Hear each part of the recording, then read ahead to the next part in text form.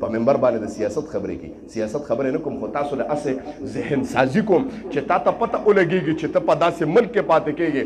ما ته د یو کس وښیي چې د قرآن موافق فیصله شوی د ستا پاکستان کې، چې په عدالت کې قرآن ښه دی، چې په دا قرآن کې په دا آیت دی او دا حدیث کې نبی رسول الله مبارک فرمایلی دی، د قرآن د حدیث په روشنایۍ کې یو خبره او یو قانون پاس شوي د ما محترم داسې شوي دي. چې انس ابن مالک رضی الله تعالی عنه فرمایي وایي زه نبی رسول الله سره ناست وم، یو بابا راغی.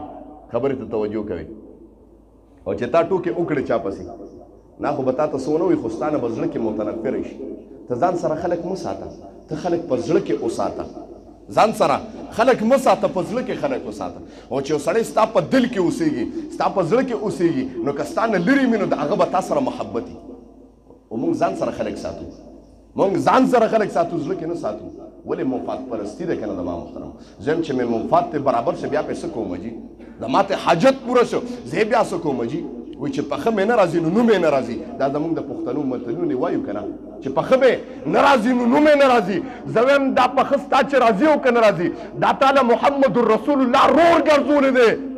انس ابن مالک رضی الله تعالی عنه فرمایي وایي نبی علیه السلام سره ناست وم، یو کمزورې د 95 سال بابا راغی، یو کونټۍ نیولې وه داسې امسا او په دواړو لاسو یې داسې نیولې وه، ګویا را ټیټ شوی غوندې و.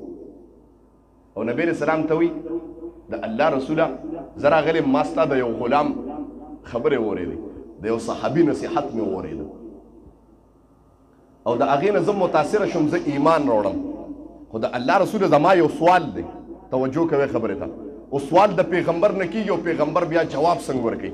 د الله رسول زما یو سوال دی، 95 سال ما د یو بت ته عبادت وکړ، هر قسم بد حملې ما کړي دي، اوس زما زنکدن دی، زنکدن ته نږدې یم، نو الله به ما معاف کړي که نه؟ اوس د نبوت د طرف نه جواب ته ګوره زما محترم. اوس که مونږ تاسو یو بابا راغی او مونږ وایي چېرې چې وخت لګوم تبلیغ کې، وا غریب کمزور یو، مونږ وایي بابا ځوانۍ کې دې څه کوله؟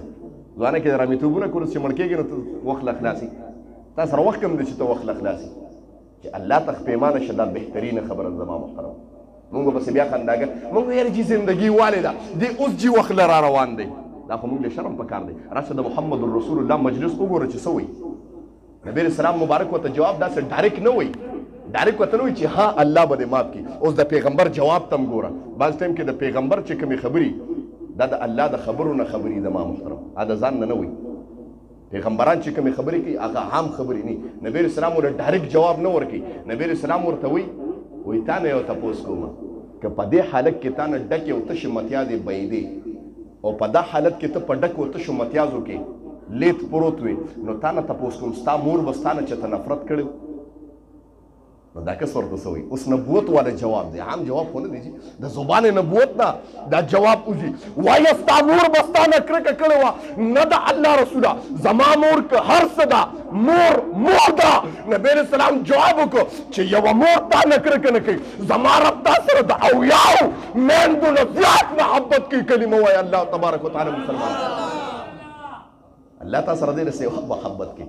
وګورئ چې هغه مسلمان شو او چې دا اواز یې واورېد یا خو په ډنګورو ښکته یا سینه را بار راسي او چې بار روان و، نبی علیه السلام مبارک وفرمیل که څوک جنتي ویني دغه بابا ویني جنتي دی. ټول څوک سره سبحان الله چې پیغمبر چاته اشاره وکړي چې دا جنتي دی، سم خیال دی د ما محترم، هغه به جنتي نه وي د ما محترم. نو مونږ او تاسو که چېرته دا کار وکړو، ستاسو څه خیال دی؟ مونږ پسې بیا مسخرې کوو که نه؟ مونږ پسې بیا ټوکې کوو که نه؟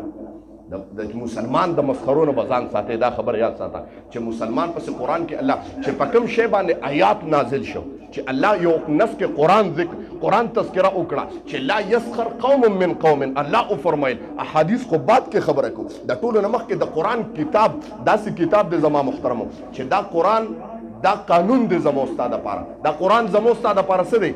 دا قانون دی. او تر کومې پورې قانون دی؟ تر کومې پورې چې د قیامت سبا نه ده لګېدلې او تله د میزان نه ده لګېدلې، د هغې پورې دا قانون دی. خو تاسو نه تپوس کوم وایه په کور کې چا د قرآن موافق فیصله کړې ده؟ چا کړې ده؟ یا په دې پاکستان کې چاته یو بل یا چاته یو حکم یا چاته یو قانون د دې قرآن چې دا قرآن یې نیولي او د دې د پاسه خبرو وکړي چې دا د دې قرآن قانون دی، داسې چاته شوی دی؟ مونږ وایو چې مونږ په پاکستان کې اوسېږو، الله دې معافي وکړي. بیا خبرې نه کوم، خلک ویلي قاري صاحب په منبر باندې د سیاست خبرې کوي. سیاست خبرې نه کوم، خو تاسو له هسې ذهن سازي کوم چې تا ته پته ولګېږي چې ته په داسې ملک کې پاتې کېږې. ما ته د یو کس وښیي چې د قرآن موافق فیصله شوې ده ستا پاکستان کې، چې په عدالت کې قرآن ایښی دی، چې په دا قرآن کې په دا آیت دی او دا حدیث کې نبی اسلام مبارک فرمایلی دی، د قرآن د حدیث په روشنایۍ کې یو خبره او یو قانون پاس شوي ده. ما محترم داسې شوي دي چې ده ستاسو ذهن کې راځي نه راځي که نو ستاسو ذهن کې به څه راشي؟ تاسو ته پته نشته که نه؟ چاته پته شته؟ مخکې پاس شوي دي، اوس خو نشته. الله دې معافي وکړي. نو خبره مې دې پورې کوله زما محترمو چې قرآن په یو شی باندې نازل شي، نص په یو شی باندې راشي چې الله فرمایي چې لا یسخر قوم من قوم عسى ان یکونوا، یو قوم د بل قوم پورې نه خاندي، یو مسلمان د بل مسلمان پورې نه خاندي، یو زنانه د بل زنانه پسې نه خاندي. کیدای شي چا پسې چې خاندي دا ډیره بهترینه. نبی اسلام وایي